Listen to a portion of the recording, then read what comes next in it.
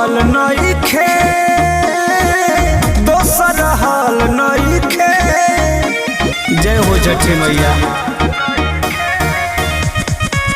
देहि में बल नइखे दोसर हाल नइखे।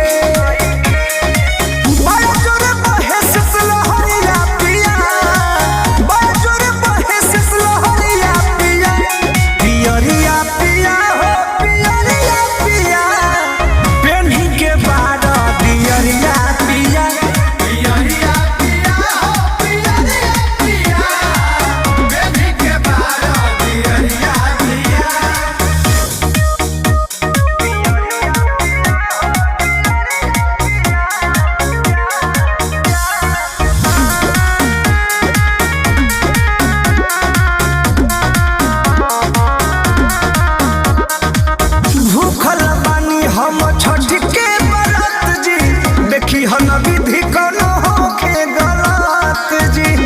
देखी हा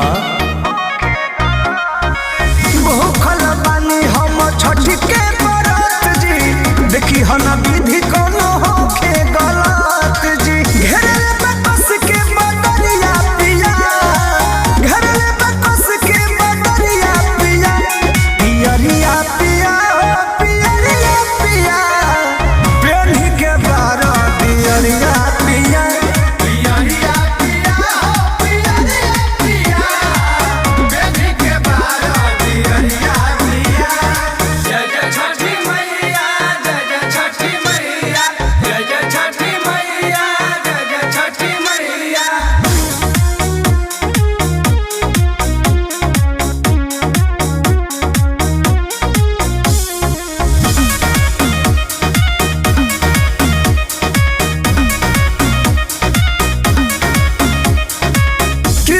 बेदर्दी सुनी परमोध जी पूजा में कोई डाला करो जी। राजा जी